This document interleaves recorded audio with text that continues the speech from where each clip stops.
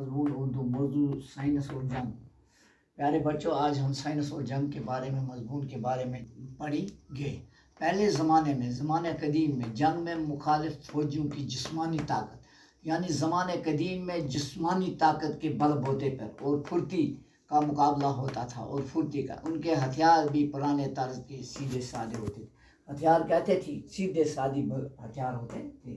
جیت اس کی ہوتی تھی، وہی جیتتا تھا جس کی فوج تعداد و طاقت میں بہتر ہوتی۔ تعداد مانے کوانٹٹی میں، تعداد مطلب زیادہ ہوتی تھی اور طاقت میں زیادہ ہوتی تھی، اور ہتھیاروں کو استعمال کرنے سے مشقت میں زیادہ ماہر ہوتی تھی۔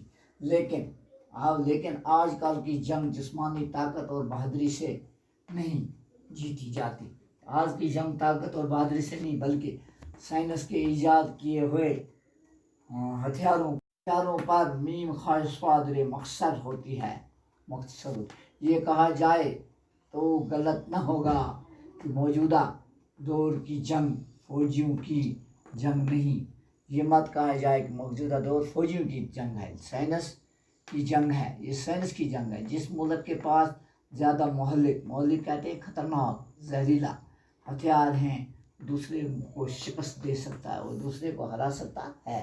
پہلے جنگ کا دائرہ بہت محدود ہوتا تھا، محدود دائرہ ہوتا۔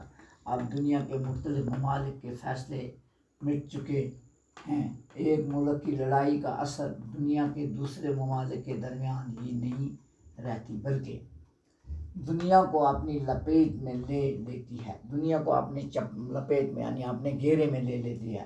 اب جنگ کے مورچے صرف میدان میں نہیں بلکہ ہوا اور پانی میں بھی قائم ہوتے ہیں۔ پہلے جنگ کی تباہ کاری اور بربادی میدان جنگ یا مخالف ممالک کی سرحد پر ہوتی تھی، لیکن سائنس کے بنائے ہوئے مہلک زہریلے ہتھیار بے گناہ عوام کے گھروں، مسجدوں، مندروں اور اسکولوں اور اسپتالوں کو بھی اپنی لپیٹ میں لے لیتے ہیں، یعنی اپنے دائرے میں لے لیتے ہیں۔ تلواروں اور نیزوں اور تیروں کی لڑائی میں بہت سی انسانی جانیں ختم ہوتی تھیں۔ تلوار اور جو نیزے ان سے بہت سی انسانی جانیں ضائع ہوتی تھیں، لیکن بموں کی تباہی ان سے ہزار نہیں بلکہ لاکھوں بے گناہ۔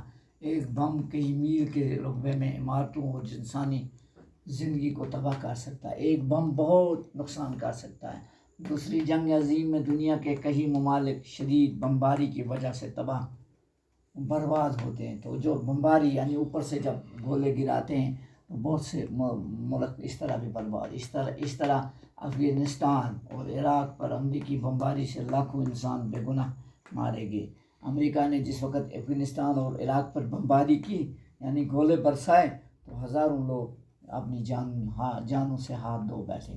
اگر سائنس نے خطرناک بم اور جنگی جہاز اور جنگ کے دوسرے اسلحہ نہ بنائے ہوتے، اگر سائنس نے یہ ایسے اسلحہ اور جنگی جہاز نہ بنائے ہوتے تو اتنے بڑے پیمانے پر تباہی خرابی یعنی نہ پھیلتی۔ اب اگر خلاصہ تخت سیاہ، بلیک بورڈ سمری، طریقہ، تعداد، گنتی، مشق کرنا، بار بار کام کرنا، مہلک، خطرناک جنگی ہتھیار، میدان جنگ میں استعمال ہونے والے ہتھیار، تباہ کن، برباد کرنے والے، شدید، سخت، خوفناک، ڈر سے بھرپور۔